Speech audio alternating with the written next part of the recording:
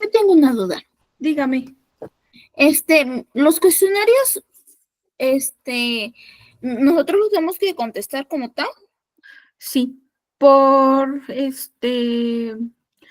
se podría decir que es más para familiarizarse con el tipo de pregunta que viene en el examen. Ah, ok, porque nomás me aparece un formato del cuestionario, ¿es correcto? O sea, Es nomás un cuestionario. bueno, un documento de las preguntas, pues. ¿Cuál? ¿Pero cuál de todos? Ahorita lo checo, ahorita le digo.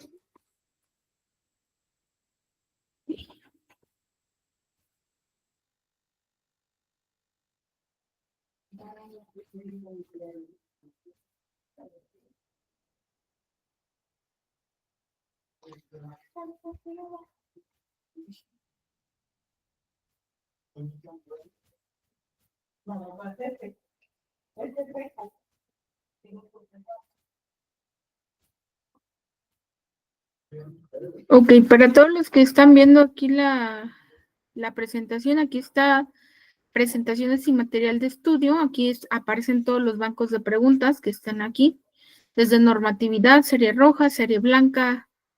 El que vamos a ver hoy también se les va a subir el día de hoy.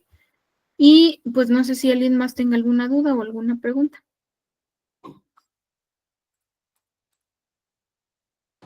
No, química. No, química, gracias. De acuerdo. Gracias. Entonces, sí.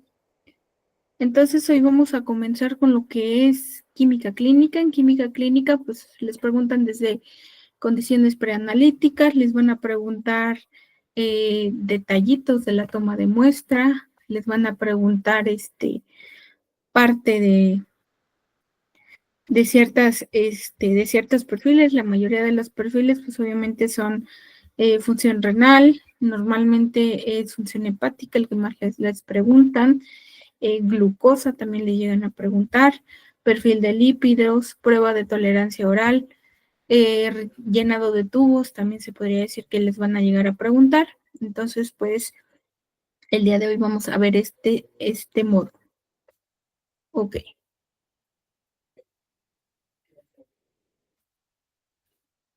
Ok. Entonces, lo que vamos a ver aquí, pues obviamente es parte de la química clínica. La clase de mañana está más enfocada a hormonas, pruebas especiales como es coprológico, pruebas de genética también vienen, pero lo que vamos a ver hoy, pues si se dan cuenta, es función pancreática, renal, cardíaca, perfil de lípidos y gasometría. De gasometría sí les llegan a preguntar varias cosas, son de 5 a 8 preguntas que llegan a venir en el examen.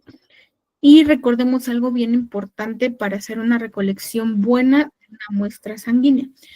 Permítanme tantito, voy a apagar la luz, perdón.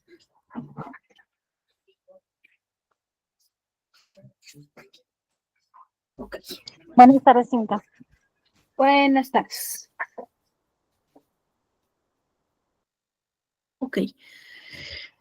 Recuerden que para tener una buena toma de muestra hay una cosa que se llama fase preanalítica de la calidad. La fase preanalítica de la calidad pues entra desde que nosotros estamos pues con la toma de muestra del paciente desde que llega a recepción hasta tomarle la muestra y subirla al área técnica.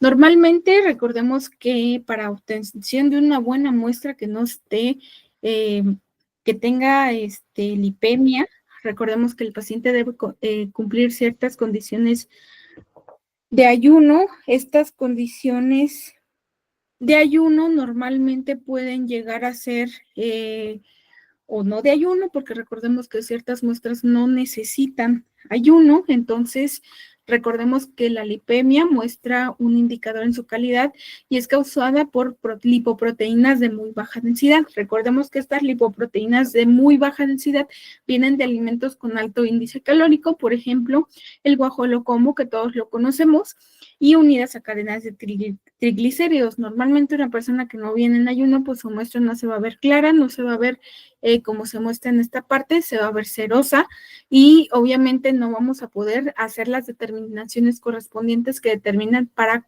para este parámetro. Normalmente cuando yo tengo una muestra lipémica, en el caso de que yo vaya a determinar triglicéridos o colesterol, ¿qué harían ustedes para poder realizar correctamente la determinación de esto? ¿O siempre hacen la adquisición de una nueva prueba, de una nueva muestra, perdón? Depende, porque hay pacientes que, aunque vienen con el ayuno correcto, sí aparece el suero muy lipémico. Normalmente eso es una cosa que se llama hipertrigliceridemia. Es una enfermedad genética y también viene en su examen. O sea, eso es causa de una de las condiciones. O sea, cuando el paciente tiene las condiciones de ayuno y tiene, obviamente, todo lo que uno le indica, el paciente, pues obviamente, ¿qué va a pasar? Tengo que ver que hay ahí un antecedente que es la hipertrigliceridemia, que sí llega a venir en su examen. Normalmente la secuencia de muestreo inicia del tubo, pues el tubo de hemocultivo. Recordemos que hay dos tipos de tubo, tanto para bacterias aerobias como para bacterias anaerobias. Normalmente el tubo de secuencia de muestreo, pues obviamente llega el tubo con la botella especial con medio de cultivo, y recordemos que este tipo de pruebas lo que hace es, pues normalmente aislar ya sea una infección en sangre con las bacterias aerobias y anaerobias, y sirve como purga para poder tomar de una manera correcta estas muestras. El volumen es de 10 mililitros, y lo que les preguntan en esta parte es qué tipo de anticoagulante se utiliza para hacer la secuencia de muestreo para un hemocultivo, que es poliatenol sulfonato de sodio. El poliatenol sulfonato de sodio lo único que va a hacer, pues obviamente, va a ayudar que no se nos coagule la muestra y que la muestra se vaya al fondo del tubo. Normalmente, recuerden, cuando hacemos un hemocultivo, lo que hace la muestra es irse al fondo del tubo. Esa es la función que tiene el poliatenol sulfonato de sodio. La siguiente que tenemos, pues ya lo habíamos visto en las pruebas de coagulación, que es un tubo con tapón celeste, tiene un citrato de sodio como anticoagulante, siempre se van a tomar en segundo lugar y siempre voy a llenar el volumen indicado por el fabricante. Recordemos que si yo no lleno este volumen, pues obviamente voy a tener alteraciones de los tiempos de coagulación. También es importante saber del tubo celeste, que obviamente a veces les llegan a preguntar la concentración de citrato de sodio, pero eso lo vamos a ver con mucho más detalle en la parte del repaso general que yo les preparé, y siempre llenar el volumen indicado por el fabricante. Ok, ¿qué sigue? La química sanguínea, la serología, las hormonas y la inmunología, pues obviamente conocemos muy bien que es hormonas e inmunología, que son dos tubos, el tubo de color que tiene un tapón dorado y un tubo rojo que no tiene un tubo seco sin anticoagulante. Ok. En una de las versiones del examen venía la siguiente pregunta. Si yo no tengo el tapón especial para hacer la determinación para hacer una punción lumbar para obtener líquido cefalorraquídeo, ¿qué tipo de tubo que de los que yo tengo aquí podría utilizar? Un tubo rojo. Un tubo rojo, así es. Cuando hay un tubo rojo, pues normalmente, recuerden que un tubo para hacer una punción para líquido cefalorraquídeo es un tubo que no tiene aditivos. Y el que más se asemeja al que no tiene aditivos es el tubo con tapón rojo. Es un tubo seco sin anticoagulante, pero sí tiene un poquito dispersado en las paredes del tubo. Normalmente el tubo que hace diferencia aquí es el tubo dorado y tiene un gel separador, lo que acelera la coagulación. Recordemos que el tubo dorado, pues normalmente acelera esta parte de la coagulación y se utiliza mucho en pruebas especiales como son la serología, las hormonas y la inmunología, y este se va a tomar en tercer lugar. Normalmente cuando yo voy a tomar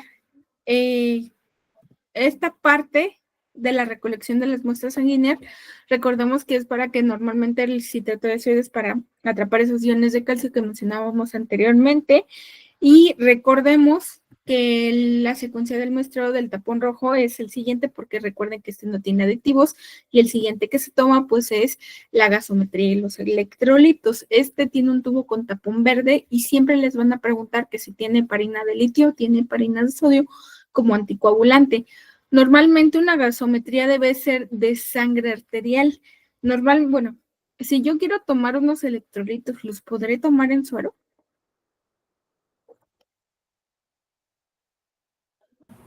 Sí. Los electrolitos, sí. Sí, efectivamente, aunque yo no tenga que tomar gasometría, pero cuando quiero determinar electrolitos en cualquier otro, en tubo rojo, pues está bien. Ok, igualmente se toma en cuarto lugar, igualmente tiene parina de litio de sodio. Ah, ok. Aquí hay un punto bien importante en el examen. Hacen una pregunta acerca de la coagulación intravascular diseminada y que le tienen que tomar una gasometría. ¿Qué harían ustedes para evitar que los coágulos se hagan? Viene a aumentar la concentración de la heparina, utilizar jeringa heparinizada y no me acuerdo cuál era la otra, pero viene una pregunta acerca de eso. ¿Ustedes qué harían para evitar la coagulación intravascular? Una jeringa heparinizada. Jeringa heparinizada, pero recuerda que tiene COVID la paciente, entonces pues está mucho más propensa.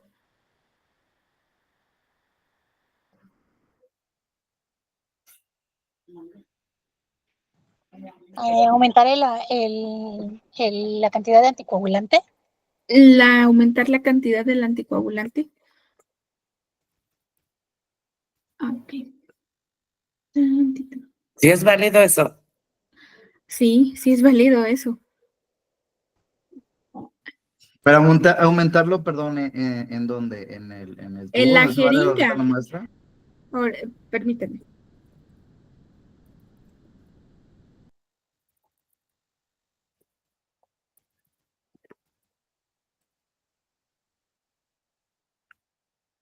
Ok. Dice, se busca realizar una gasometría venosa a una paciente con trombosis venosa profunda por SARS-CoV-2, disminuir la formación de coágulos en gasometría y evitar mediciones inexactas. ¿Qué recomendación analítica se debe seguir en este caso? Aumentar la concentración de parina de la gerina de 10,000 unidades por microlitro, utilizar jeringas de plástico con heparina liofilizada, aumentar el volumen de heparina a más del 10% del total de la muestra.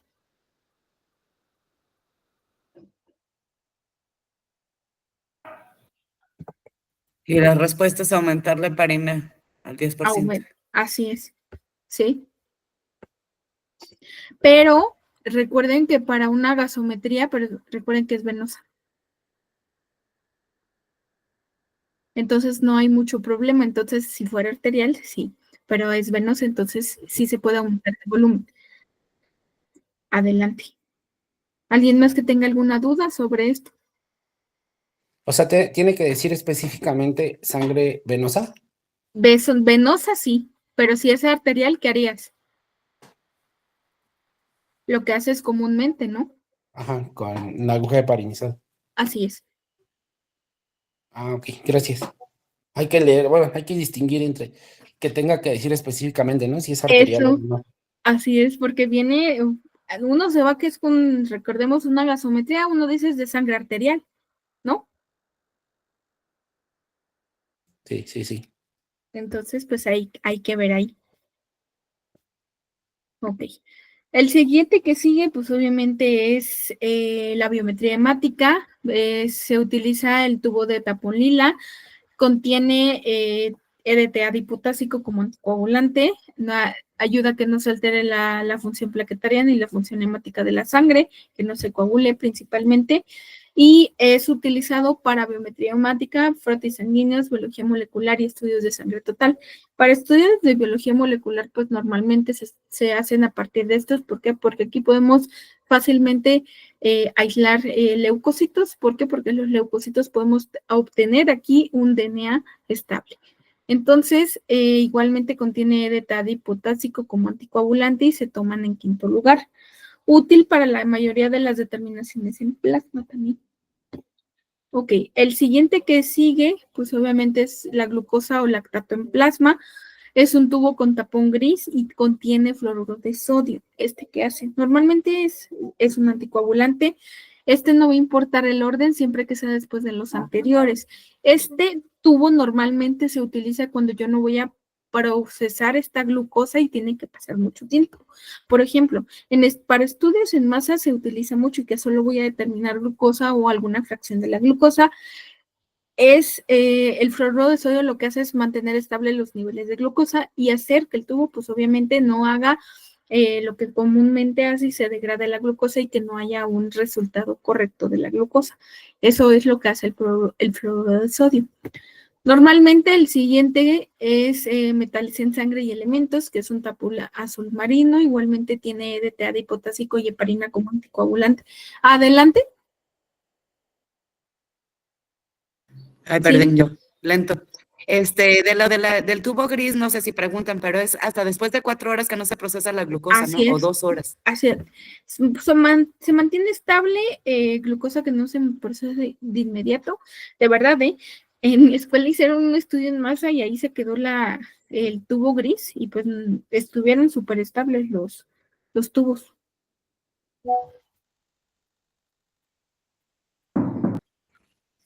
No, mi pregunta es ¿hasta cuánto dura la Son 3 estabilidad? horas. Sí. 3. Gracias. Ok. Contiene EDTA dipotásico y heparina como anticoagulante. Igualmente no importa el orden, siempre que sea después de los anteriores, de los que vimos a partir del tubo del tubo del hemocultíbulo. Y normalmente cuando yo no tengo este tubo específico, pues puedo ocupar un tubo libre. Ok. Normalmente para hacer un perfil hepático que voy a hacer, recordemos que hay una cosa bien importante para el perfil hepático, las transaminasas son súper importantes. Debe de haber un ayuno de 8 horas, es parte de las pruebas de la función hepática. Recordemos que se puede dañar por daño hepatocelular en los hepatocitos del hígado, por hepatitis, por cirrosis o cáncer. Ok, aquí en el perfil hepático los que les van a poner es un perfil hepático con todas las proteínas, desde la bilirrubina, desde todas las que conocemos del perfil hepático, las transaminasas, la gamma-glutamiltranspeptidasa, el LDH, todas les ponen y les ponen un casito, ya sea de hepatitis, ya sea de normalmente cirrosis, les llegan a poner, de colistasis también les llegan a poner en uno que otro caso. Ok, recordemos esta parte. Esta es una pregunta clásica del examen. La GGT igualmente o gamma-glutamiltranspeptidasa igualmente es un marcador de daño hepático por alcoholismo. Recordemos que las personas que tienen un daño hepático por ser alcohólicos, pues obviamente se daña su hígado de una manera recurrente. Igualmente se puede elevar en sangre por cirrosis, hepatitis alcohólica y obstrucción biliar. Recordemos que la obstrucción biliar puede ser intrahepática y extrahepática. La intrahepática, pues obviamente es en el hígado y la extrahepática es a través de la vesícula biliar. Esta obstrucción biliar pues, se puede dar a través de la formación de la famosa formación de los cálculos biliares y normalmente también se puede dar que se eleve por el consumo de ciertos anticoagulantes como son la warfarina y ciertos anticonvulsivos. Normalmente estos medicamentos llegan a elevar la GGT. ¿Por qué? Porque a veces con su uso recurrente pueden llegar a dañar el hígado. Ok. La fosfatasa alcalina igualmente está presente en placenta, hueso, riñón, intestino. Normalmente la fosfatasa alcalina se eleva por colistasis intrahepática y extrahepática y por desequilibrio óseo. Y normalmente cuando hay fosfatasa alcalina alta, es que yo tengo una desmineralización ósea, también se puede dar que se eleve la fosfatasa alcalina y igualmente tanto gamma-glutamiltranspeptidasa como fosfatasa alcalina van de la mano, ¿sale? Entonces, si te piden que evalúes el daño hepático de un paciente que tenga daño hepático por cirrosis alcohólica, fosfatasa alcalina y gamma-glutamiltranspeptidasa siempre van de la mano. Ok, albúmina igualmente es la proteína con mayor cantidad producida por el hígado, es la disminución de este analito en pacientes con cirrosis, concentración sérica baja causada por destrucción masiva de tejido hepático, cirrosis y secundaria al alcoholismo también. Normalmente cuando yo voy a determinar proteínas totales es para la disminución de casos de falla hepática severa, ya sea un cáncer, ya sea una hepatitis, pero que esté un caso de hepatitis severa o un caso de cáncer que ya esté en etapa terminal. Normalmente cuando las proteínas totales aumentan es en estados de deshidratación, una diarrea muy severa, que el paciente venga completamente deshidratado, y la principal proteína, como vimos, es la albúmina. Sin albúmina, pues obviamente recuerden que el cuerpo humano no va a funcionar. Igualmente también se determina la globulina y se determina la relación entre albúmina y globulina. ¿Cómo determinó eso?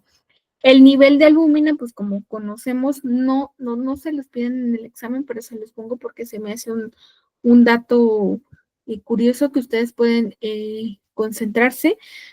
Es el nivel de albúmina entre las proteínas totales menos el nivel de albúmina, y así ya tengo la relación albúmina-globulina, que está normalmente es de 3.4 a 5.4. Normalmente no se los llegan a poner en el examen. A lo que sí les llegaban a poner era de estadística, pero eso lo vamos a ver un poquito más adelante. Ok. De las bilis ahora les preguntan los grados de ictericia, que si es prehepática, hepática o poshepática.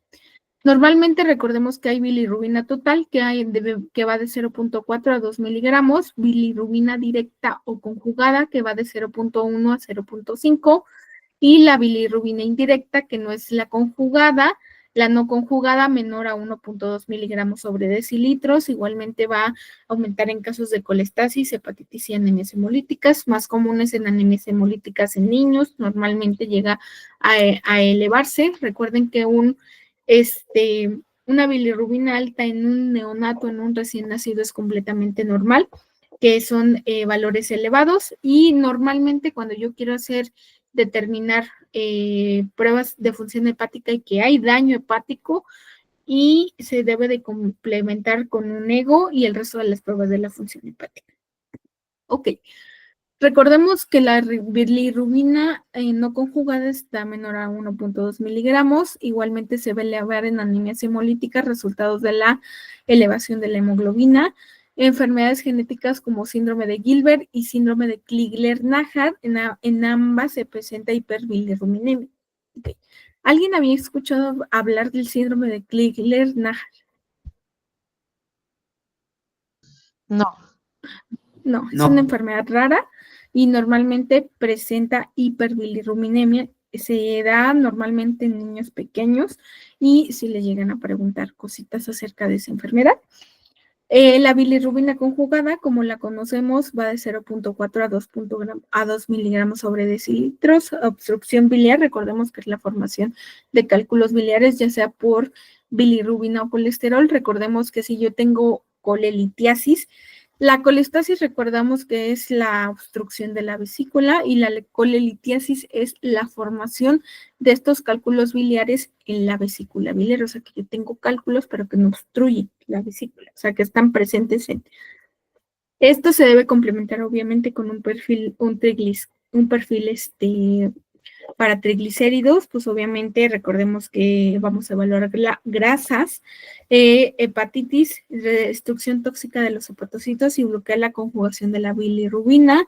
Y normalmente en la hepatitis B los niveles de bilirrubina van de 5 a 10 miligramos sobre decilitros. En ciertas septicemias, nutrición parenteral total, algunas drogas y andrógenos elevan la bilirrubina directa. Okay. En el caso de algunas drogas, por ejemplo, el fentanilo, se ha llegado a hablar de que eleva la bilirrubina. ¿Qué otra droga de abuso de los que son cristales?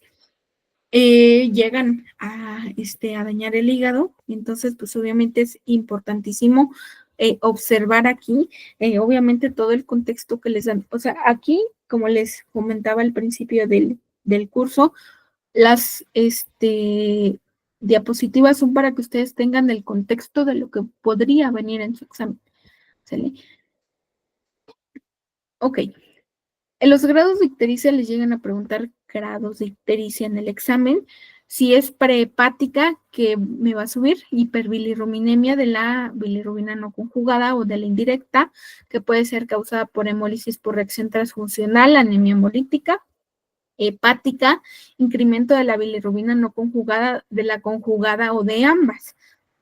Desórdenes genéticos como es la enfermedad de Gilbert y el síndrome de Crigler-Najjar, la cirrosis y el cáncer de hígado también.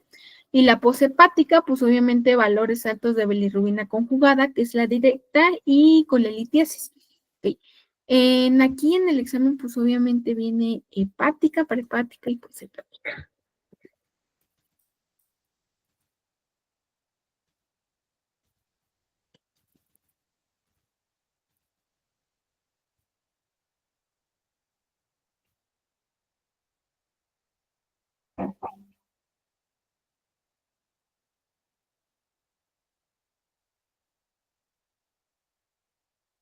Ok, sale. Dice, un paciente de 24 años de complexión delgada con un posible diagnóstico de síndrome de Gilbert presenta principalmente durante el ayuno prolongado, el estrés, ejercicio físico e ingesta de alcohol. El perfil hepático mostró ligera elevación de la bilirrubina total. En su mayor parte, la bilirrubina no conjugada, 4 miligramos sobre decilitro. Las enzimas hepáticas y la albúmina se encontraron en el rango normal. La biometría hemática no presenta alteraciones. ¿En qué nivel de ictericia se clasifica la enfermedad del paciente? Recordemos que en su mayor parte la bilirrubina no conjugada fueron 4 miligramos sobre decilitro. ¿En qué nivel de ictericia se clasifica hepática, hepática o poshepática? Vámonos a nuestra tabla. Prehepática. Hepática, así es. Y luego viene otro, donde les presentan una tablita, que es un paciente mayor a 65 años, que tiene la bilirrubina conjugada.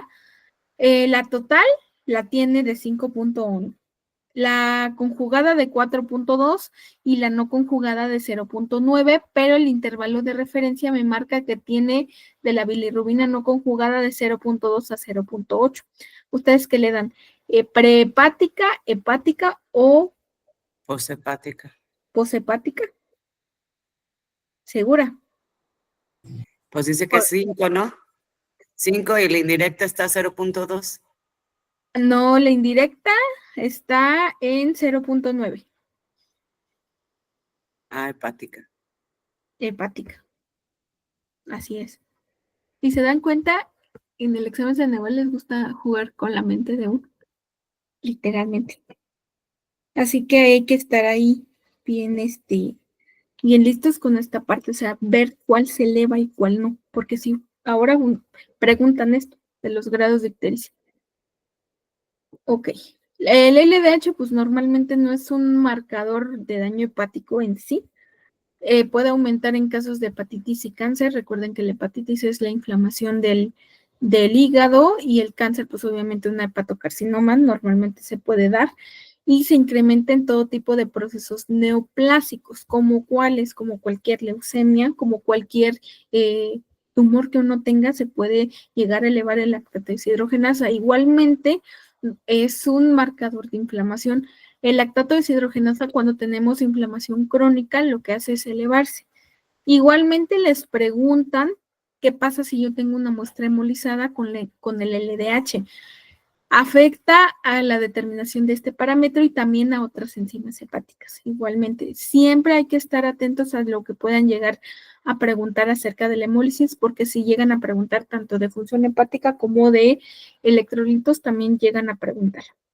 Ok, para yo hacer un diagnóstico de laboratorio para una hepatitis viral, aspartato aminotransferasa, igualmente alanina aminotransferasa, estas se elevan entre 400 y 4000 unidades y la bilirrubina total puede estar variable y se relaciona con la edad. Los valores pueden llegar hasta 39 miligramos sobre decilitro. Ok. Para hepatitis viral aguda, igualmente las transaminasas las voy a encontrar elevadas, la alanina aminotransferasa elevada, la bilirrubina va a estar elevada y la relación transaminasas va a estar menor o igual a 1. Ok. ¿Alguien había escuchado hablar de un patrón electroforético para cirrosis hepática?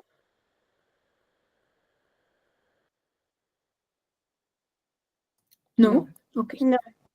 Entonces, me voy a salir de la presentación y les voy a hacer grande la imagen, porque lo que importa es la imagen.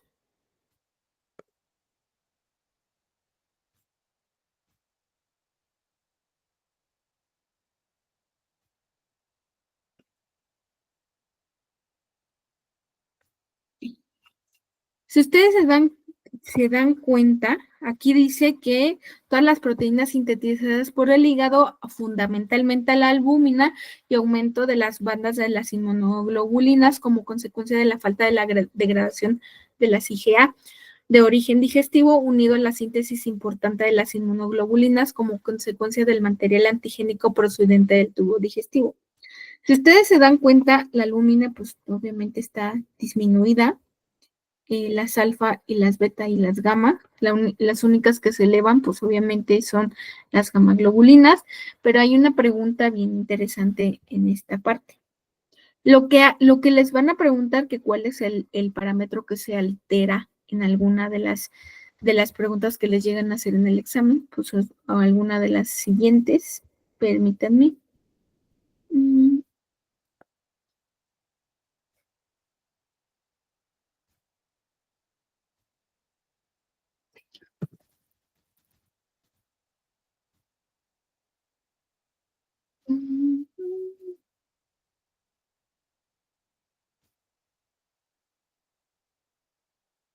Va. Dice, se obtiene un proteinograma por electroforesis de una muestra de suero compareciente de cirrosis hepática. ¿Cuál patrón corresponde con la alteración mencionada? Globulinas normales, albúminas disminuidas o betaglobulinas elevadas. Si se dan cuenta, la albúmina está súper disminuida. Las alfa-globulinas, pues obviamente están bajas también. Las betaglobulinas también están bajas. Las gamma-globulinas están elevadas. Y entonces, ¿cuál sería su respuesta para ustedes? Globulinas normales, albúmina disminuidas o betaglobulinas elevadas. Si se dan cuenta, las beta están bajas y la albúmina, pues obviamente van a estar disminuidas.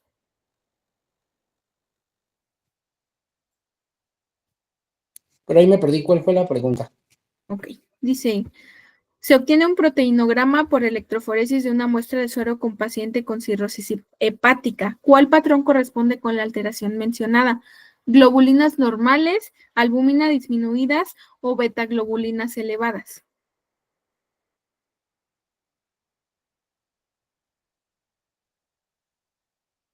¿Globulinas elevada? Las betaglobulinas elevadas.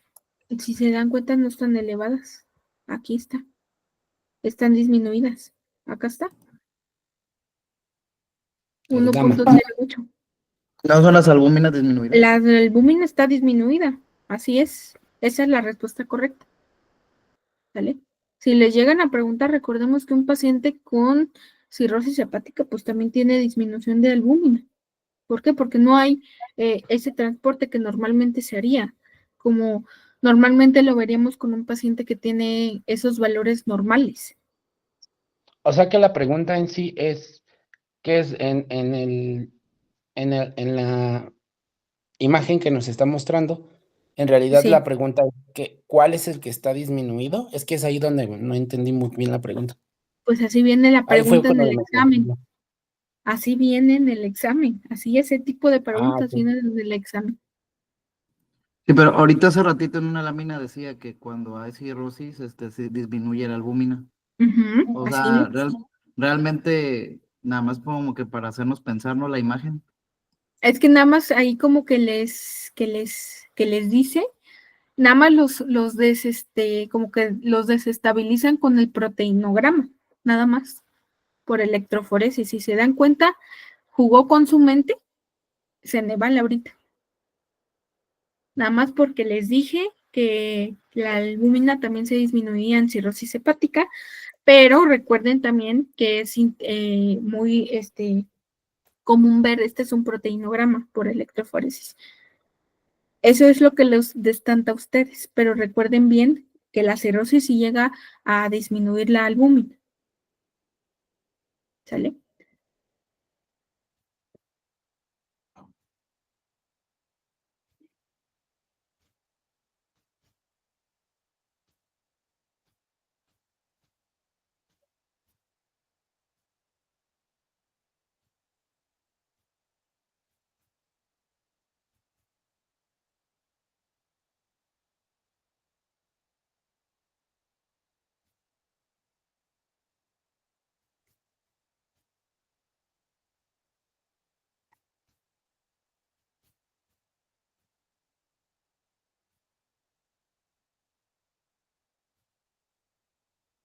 Ok, continuamos. Ok. El síndrome de Crigler-Najjar es un síndrome que es una entidad infrecuente, no se sabe la causa en la actualidad, hasta ahora no se sabe. Es hiperbilirrubinemia indirecta grave desde el nacimiento con función hepática normal, o sea, va a tener hiperbilirrubinemia toda su vida, pero nunca va a presentar otra afección hepática. Literalmente lo que causa es que tiene una deficiencia de una enzima que se llama glucuroniltransferasa, lo que hace la glucuroniltransferasa, que hace que la bilirrubina obviamente se degrade de una manera correcta y que no cause la ictericia en los ojos. Normalmente a estos niños la característica que tienen es que siempre van a tener la iris de los ojos amarilla. Y lo que hace, pues obviamente es aumentar la bilirrubina no conjugada y la función hepática siempre va a estar normal. Y eso se los preguntan en el examen también. ¿Sale? Ok. Para una hepatitis aguda, pues, ¿qué voy a encontrar? Otro diagnóstico diferente a los que hemos visto. Transaminasas, fosfatasa alcalina y bilirrubina y lactato deshidrogenasa. ¿Sale? Para una colestasis viene en el examen, cómo la diagnostico con una bilirrubina total, unas transaminasas, fosfatasa alcalina y gamma-glutamil transpeptidasa, que recuerden que gamma-glutamil transpeptidasa y fosfatasa alcalina van de la mano también para una cirrosis, cirrosis alcohólica y también para una colestasis. Recordemos que la colestasis es la que bloquea y la colelitiasis es la formación de estos cálculos biliares, pero que no hay el bloqueo del conducto. Ok, el perfil de lípidos todos lo conocemos. Normalmente un perfil de lípidos, ¿qué me va a evaluar? Normalmente evalúan para predecir riesgo heterogénico. El riesgo heterogénico es qué tan propenso estoy a que me dé un infarto o que se me haga a que una cosa, que esto se llama ateroma, por eso se llama riesgo heterogénico. Lo que hace el ateroma es hacer que la luz de las arterias y de las venas se haga como si fuera piedra, literalmente, porque los iones del calcio se van pegando ahí y hace como si fuera un tejido aparte. Normalmente si se elevan, debe evaluarse con otros factores de riesgo como hipertensión y diabetes. ¿Por qué? Porque recordemos que debemos hacer aquí una glucosa, una glucosa o una hemoglobina glicosilada también sirve. Ok. El colesterol total, pues obviamente está menor a 200 miligramos, debe ir con un ayuno de 12 horas para que no se vea cerosa mi muestra o lipémica. Colesterol total determina un probable riesgo de enfermedad cardiovascular. Y recordemos que hasta ahora hay tres tipos de colesterol. HDL, que significa High Density Lipoproteins o lipoproteínas de muy alta densidad. Estas lipoproteínas de muy alta densidad las encontramos ¿en dónde? En todas las grasas trans, en toda la fritanga, que nos encanta todo eso, pues obviamente ahí las vamos a encontrar. Y el colesterol de muy baja densidad o miento, no es cierto, estoy mal. De baja densidad, LDL. Sí. Pero mentí de las high Es al revés, ¿no? Así es, sí. High density lipoproteins, pues obviamente las encontramos en las nueces y en las almendras, en el aceite de oliva, o sea, esas son grasas de muy buena calidad y obviamente son se podría decir que grasas buenas. Y colesterol de baja densidad, pues obviamente representa mayor riesgo de acumulación en vasos sanguíneos. Esto lo encontramos en la fritanga, en las sabritas, en la coca, en todo lo que gusta y lo que es sabroso, pues obviamente pero tiene esa característica que hay otra cosa que se llama VLDL, que esas son mucho más peligrosas que el LDL, Very Low Density Lipoproteins.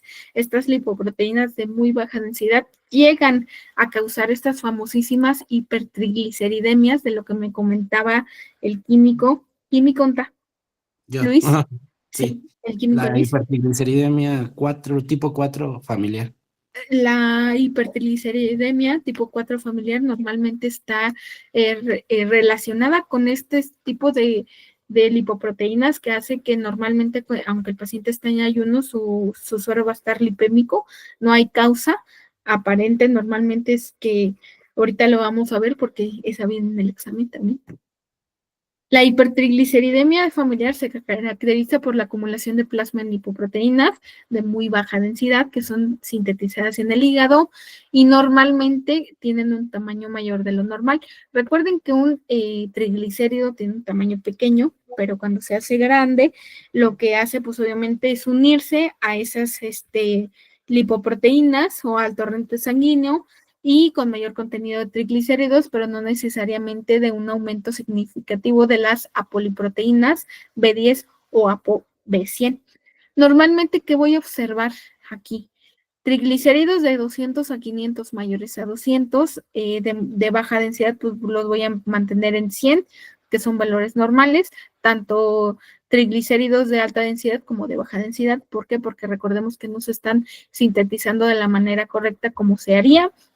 Y el siguiente, pues obviamente les van a preguntar la deficiencia de ApoC2. ¿Esto qué hace? Activa la lipoproteína lipasa. La ApoC2 es una enzima que va a activar a la lipoproteína lipasa o LPL, hidroliza los triglicéridos. Recuerden que hidrolizar, que significa que le van a quitar esa parte de grasa para que nuestro suero se vea completamente normal o que se vea de una manera transparente y que proporciona ácidos grasos libres. Y lo que se hace cuando hay deficiencia de ApoC2, que no se va a activar la lipoproteína lipasa y que no pueden retirar los triglicéridos del kilomicrón. Recuerden que los triglicéridos están formados por una molécula que se llaman kilomicrones. Los kilomicrones, no sé si los han visto, tienen esa formita característica de que tienen como que parecen florecitas y entre más grande se hace el kilomicrón, es lo que pasa con los pacientes que tienen hipertrigliceridemia familiar, que el kilomicrón es mucho más grande de lo que se ve. Y normalmente cuando hay la deficiencia de ApoC2 es tejido adiposo y músculo que normalmente no se pueden quitar. ¿Y qué pasa aquí? Cuando hay estas deficiencias se pueden hacer hasta jantomas. Los jantomas pues obviamente es de que no estoy hidrolizando bien estos ácidos grasos y pues obviamente se me van a otro lado del cuerpo donde los podemos encontrar más en tejido adiposo y músculo. Normalmente se van a piel, normalmente se pueden ir hasta las manos. No sé si han visto jantomas, ¿sí? Sí, eruptivos. Sí, o sea, se ven muy impresionantes, de verdad. No me va a dejar mentir el químico aquí. Ok. La siguiente, pues obviamente la eficiencia de lipoproteína lipasa también viene. Es una enfermedad de rara aparición, se asocia con episodios de dolor abdominal, jantomas cutáneos, atrasos del crecimiento y la LPL es aquella que es una enzima esencial para el metabolismo y hidrólisis de los triglicéridos, de que van en consecuencia con un aumento de triglicéridos en sangre. Normalmente cuando hay esta deficiencia, les decía que cuando hay deficiencia de lipoproteína lipasa, lo que hace es igual de que tengo una super muestra de superlipémica y lo que voy a ver es triglicéridos en 1000, o sea, aquí está mucho más exagerado que en una hipertrigliceridemia. Aquí pues obviamente voy a ver HDL bajo y LDL va a estar normal. O sea, aquí lo que hace que las proteínas de las grasas buenas, lo que pasa, no se están hidrolizando de la manera correcta y no hay una asimilación correcta de estas grasas y pues hace que el HDL baje y no se sintetice. Ok. Para una hiperquilomicrenia, lo que va a pasar, pues obviamente es que voy a hacer una medición de la actividad de lipoproteína lipasa en suero o en tejido adiposo. ¿Qué pasa cuando hay hiperquilomicrenia? Lo que hace es que no hay ApoC2, el ApoC3 pues obviamente no se hace y lo que se hace pues obviamente no pasa, la lipoproteína lipasa no pasa del tejido epitelial, es lo que pasa con la hiperquilomicrenia, que el LPL nunca va a pasar del tejido y lo que se hace pues es en suero o en tejido adiposo, el diagnóstico. Ok. El metabolismo de la glucosa, pues obviamente recordemos que Normalmente los valores de referencia que yo les pongo aquí es lo que yo he visto en el examen, entonces no es ni de libro ni de nada, o sea, es parte del examen. Recordemos que la glucosa, pues obviamente debe de llevar un ayuno de 8 horas. La glucosa en suero se eleva con pacientes con resistencia a la insulina y diabetes mellitus. Se debe de complementar con perfil lipídico y función pancreática, que son 2, amilasa y lipasa.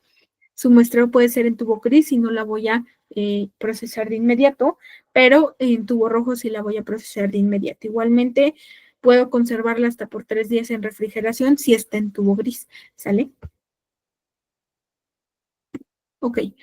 La hemoglobina glicosilada, todos conocemos la hemoglobina glicosilada, debe de haber un ayuno de 4 horas. Recordemos que la hemoglobina glicosilada se utiliza como un promedio de 3 meses útil para el diagnóstico de diabetes mellitus tipo 1.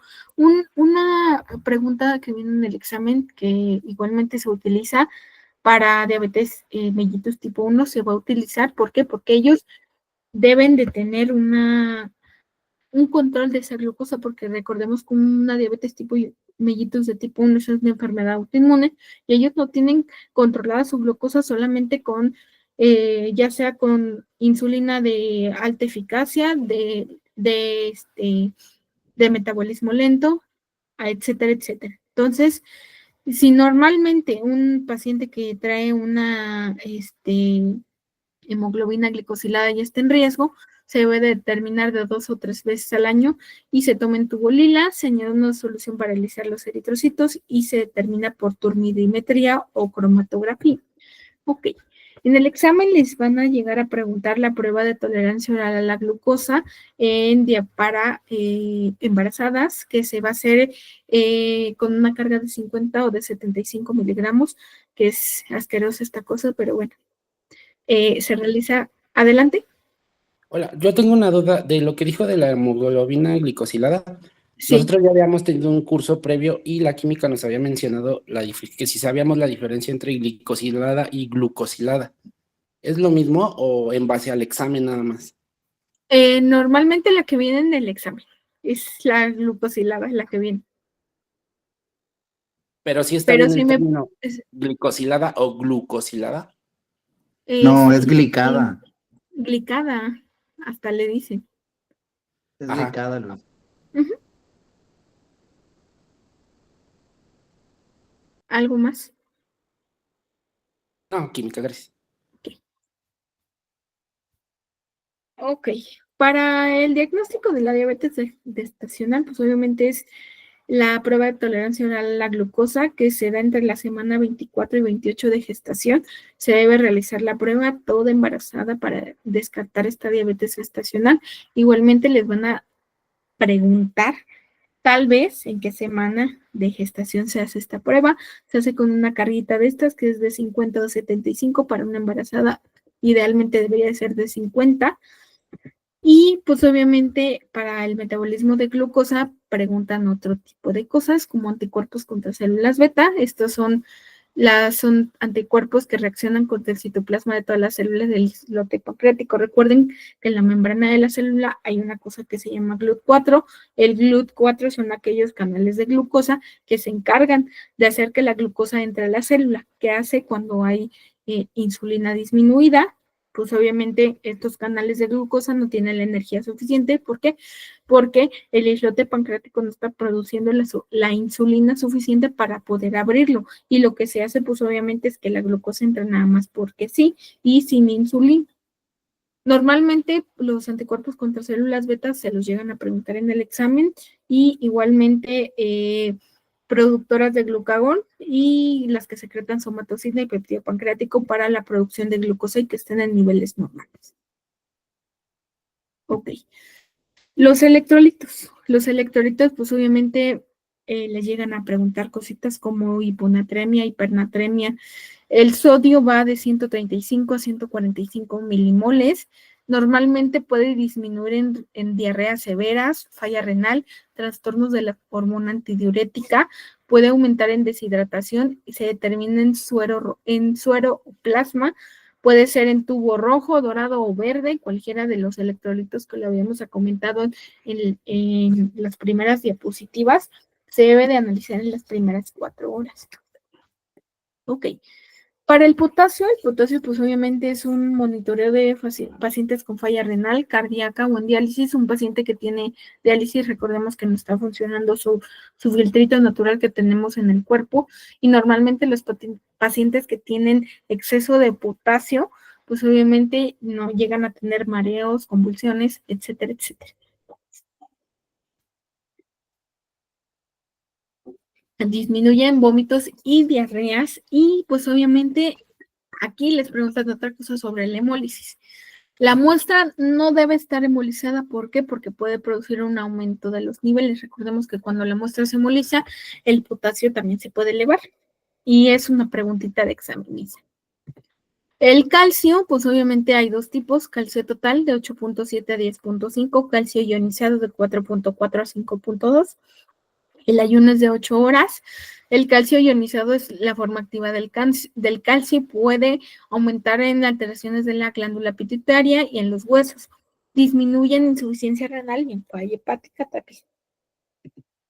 El cloruro, pues obviamente es muy poquito lo que tenemos en nuestro cuerpo, son mielequivalentes.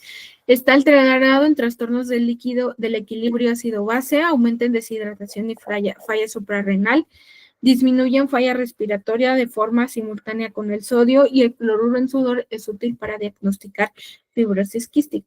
Actualmente me platicaba un maestro que para determinar cloro en sudor, pues obviamente es mucho más fácil. Les ponen un sensor aquí, lo meten a un aparatito para determinar cloro y pues ya se determina este tipo de cloruro, pero antes nos platicaba un maestro que lo hacían a través de gotitas de sudor con una prueba de esfuerzo y recolectaban gota por gota, y ahora sí determinaban el cloruro en el equipo como si fuera una química clínica.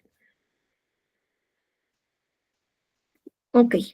En hiponatremia, pues obviamente es la disminución de la concentración sérica del sodio menor a 136 miliequivalentes. Es causada por exceso de agua en relación con los solutos. Se da en las causas más frecuentes son el consumo de diuréticos. Los diuréticos, pues obviamente son para desechar líquidos. La diarrea, pues obviamente diarrea excretora, y cualquier tipo de diarrea te deja súper deshidratado. Insuficiencia cardíaca también puede llegarse a disminuir. Insuficiencia hepática, nefropatía y el síndrome de secreción inadecuada de la hormona antidiurética o de la SIAT. Algunos de los síntomas son náuseas, vómitos, dolor de cabeza, desorientación y convulsiones. Normalmente cuando hay una preguntita en el examen, que cuando yo quiero confirmar este diagnóstico, viene las pruebas diagnósticas que me lo van a confirmar: glucosa, creatinina y potasio, porque recuerden que potasio y sodio van de la mano. ¿Por qué? Porque hay una bomba que sodio, potasio. Recuerden que entra, ¿qué? Potasio y sale sodio.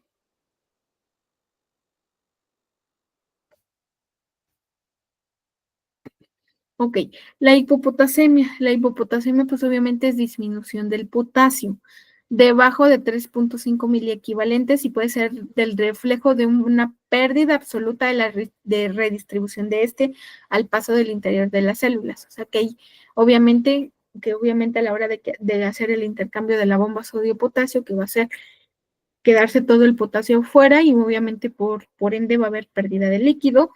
Y dentro de las condiciones que producen hipopotasemia por falta de aporte se encuentran anorexia nerviosa, diarreas secretoras, causa frecuente de hipopotasemia, sobreproducción de aldosterona.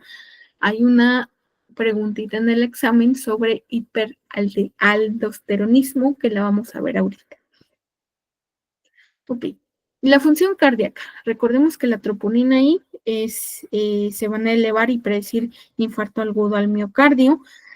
Normalmente son marcadores de infarto e isquemia cardíaca. ¿Alguien sabe cuál es la diferencia entre infarto e isquemia? En el infarto es muerte celular del miocardio. Así es. ¿Y la isquemia? La isquemia nada más es una, esa sí no me recuerdo. Recuerden que el infarto es muerte celular y la isquemia pues obviamente es falta de rendimiento del corazón. ¿Sale? El marcador más específico en casos de infarto es troponina I y normalmente se complementa con una cosa que se llama CKMB. La CKMB, pues obviamente creatinquinasa. Creatinquinasa, esto significa muscle y este significa brain. Músculo y cerebro, pues normalmente es la más específico para infarto agudo al miocardio. Recuerden que el infarto agudo al miocardio es cuando normalmente se muere el tejido muscular y ya no hay reparación del daño. La isquemia, pues obviamente es la falta de rendimiento del corazón. E igualmente es la CK, pues obviamente es lesión muscular, o sea, cuando se dañó un poquito ahí el músculo cardíaco y se determinan ambas para evaluar si existe daño cardíaco. O sea, recuerden que esta CKMB es que ya se murió tejido celular y la CK específica es de lesión muscular, o sea que hay elevación de esta por la CK. Normalmente, si se dan cuenta, la troponina es la que se evalúa hasta 6 veces y empieza a bajar hasta como en el día 4. Y la que le sigue, ¿cuál es? Es la CKMB. Esta, pues al tercer día, pues ya está normal. La siguiente, pues obviamente la troponina es la que se mantiene igual y empieza a bajar hasta el día 8 desde que me dio el infarto. Las transaminasas, pues si se dan cuenta, también se pueden elevar, pero esas llegan a empezar a disminuir desde el segundo o tercer día, pero el lactato deshidrogenasa también se eleva. ¿Por qué? Porque hay inflamación, pero a eso no nos interesa mucho, lo que nos interesa es esto. Insuficiencia cardíaca, pues obviamente vamos a ver los marcadores diagnósticos, péptido natriúrico tipo B o BNP o pro-BNP, una biometría hemática completa, electrolitos en sangre y las troponinas van a estar normales. Esa es una preguntita de examen. ¿Cuáles son los marcadores diagnósticos para una insuficiencia cardíaca? Y para una isquemia, recordemos que la isquemia, como les había dicho, es el taponamiento de estas. No les había dicho, nada más les había dicho que era el daño. La isquemia lo que hace, pues obviamente es hacer es el famosísimo ateroma que vimos en el perfil lipídico. Y aquí los que vamos a determinar, los dos más importantes, troponina y mioglobina, CK y CKMB. ¿Sale? Ok, la gasometría. La gasometría, pues obviamente aquí, recuerden que tenemos un pH, se puede decir que de 7.35 a 7.45, es un pH normalmente neutro. Evalúa la concentración de iones hidróneo en la sangre. Recordemos que el pH, su definición es determinación de iones hidróneo en alguna sustancia, y hay estados de acidosis y hay estado en intoxicaciones por daños por hipoxia y falla renal severa. Un paciente que está con falla renal, pues obviamente siempre va a estar ácido o alcalino, cualquiera de las dos se puede dar. Cuando está ácido, que es cetoacidosis, y se llega a hacer cetoacidosis, pues es porque tiene una diabetes mal controlada, solo en sangre arterial, y el muestreo puede ser en tubo verde o jeringa con heparina en paño de hielo. Ok, la presión de dióxido de carbono. La presión de dióxido de carbono y la presión de oxígeno va de 80 a 100 milímetros de mercurio, que es la de oxígeno, y la presión de dióxido de carbono es de 35 a 45 milímetros de mercurio. No se requiere ayuno y evalúa la presión de dióxido de carbono y de oxígeno. Cuando el dióxido de carbono, el oxígeno disminuye es cuando hay hipoxia por falla respiratoria, o sea, cuando hay disminución de la presión de oxígeno, o falla metabólica, y esto incrementa la presión de dióxido de carbono. Ok, el bicarbonato, recordemos que es cuando yo voy a determinar estados de alcalosis y estados de acidosis. Cuando es alcalosis, normalmente lo voy a tener mayor a 26 y acidosis menor a 22. El lactato, pues obviamente va de 0.55 a 1.39, es el marcador para estados de hipoxia, incrementa en estados de hipoxia y algunos tipos de acidosis, se puede tomar en un tubo gris, pero también normalmente ahora ya los equipos traen para determinar lactato en sangre.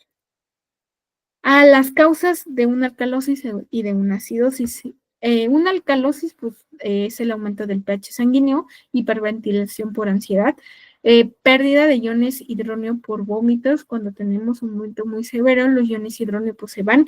Déficit de potasio, exceso de bicarbonato circulante cuando estoy hablando de una alcalosis, una acidosis diabética. Recordemos cuando hay un coma o una citoacidosis diabética, el pH sanguíneo baja, la falla renal también, intoxicaciones por cianura, alcoholes o salicilatos también. Normalmente una persona que está en estado de en estado inconveniente, que tiene una convulsión alcohólica, pues normalmente llega a estar en un estado de acidosis, porque recordemos que los hidrocarburos llegan a alterar este pH sanguíneo. Insuficiencia pulmonar también, llegan a hacerse ácidos el pH sanguíneo. Y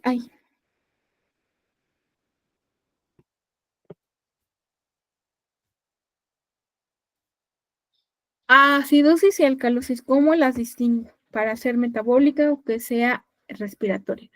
Una alcalosis normal, pues obviamente es un pH mayor a 7.45, 7.5, 7.6, 8, 9, 10. La presión de dióxido de carbono menor a 35 la voy a dar como respiratoria. Y cuando tengo un bicarbonato mayor a 28, pues obviamente la voy a dar por metabólica. El pH menor a 7.35 es respiratoria, que es presión de dióxido de carbono mayor a 45, la voy a dar como respiratoria. Y si tengo bicarbonato menor a 18, la voy a dar como metabólica. Ok. Les van a poner en el examen acidosis parcialmente compensada o descompensada. El pH, si se dan cuenta de esa acidosis, pH disminuido, presión de dióxido de carbono aumentado y el bicarbonato va a estar aumentado. La acidosis metabólica descompensada, pH bajo, la presión de dióxido de carbono va a estar normal y el bicarbonato pues va a estar bajo. La alcalosis metabólica, pH alto, la presión de dióxido de carbono también va a estar normal y el bicarbonato circulante va a estar elevado, por eso es una alcalosis metabólica. Y hay una cosita bien interesante en el examen, que es hiperaldosteronismo primario. Es cuando las glándulas suprarrenales sobreproducen aldosterona en sangre y regula la presión arterial. No regulan la presión arterial y generan hipertensión arterial, retención de sodio, hiponatremia, pérdida urinaria de potasio, valores bajos de potasio y alcalosis metabólica. ¿Sale? Viene una pregunta en el examen donde les van a decir que tienen un paciente con hiperaldosteronismo. Les voy a leer la preguntita.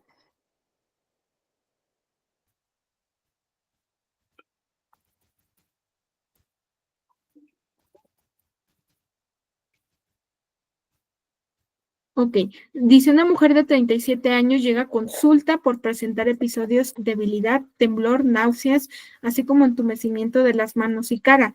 Considerando que la paciente tiene hipertensión arterial sistémica diagnosticada desde hace 3 años con resistencia al tratamiento, se decide realizar una gasometría arterial y electrolitos, en la que se obtuvieron los siguientes resultados.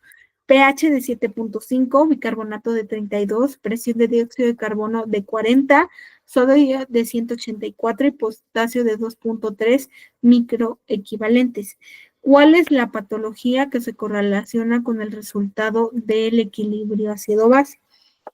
Acidosis tubular, enfermedad renal crónica o hiperaldosteronismo primario.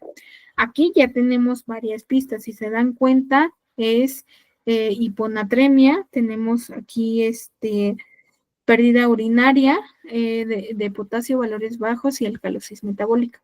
Si se dan cuenta, el pH está de 7.5, el bicarbonato está en 32, la presión de dióxido de carbono está en 40, está normal. Tenemos hiponatremia y la pérdida de potasio urinario. Entonces, por lo tanto, pues ahí ya tienen otra pista. Siempre recuerden leer todos los datos que les da en el examen, ¿sale? No sé si tengan hasta ahí alguna duda, alguna pregunta.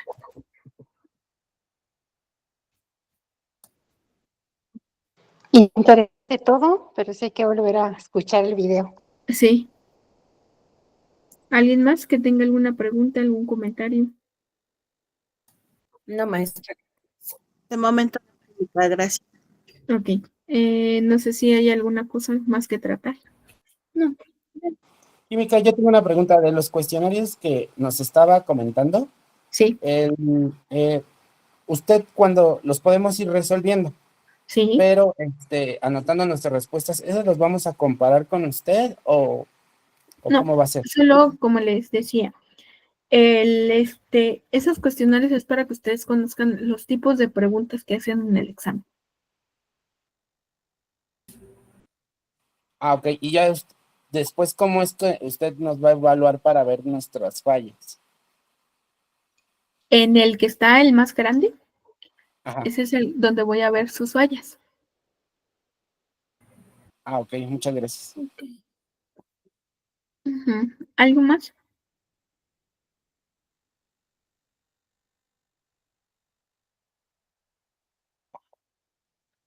No, gracias. Ok, entonces que tengan excelente tarde. Los veo el día de mañana que vamos a ver hormonas y pruebas especiales. ¿Sale? Gracias, Química. Buenas Venga, tardes. hasta luego, que tengan bonita tarde.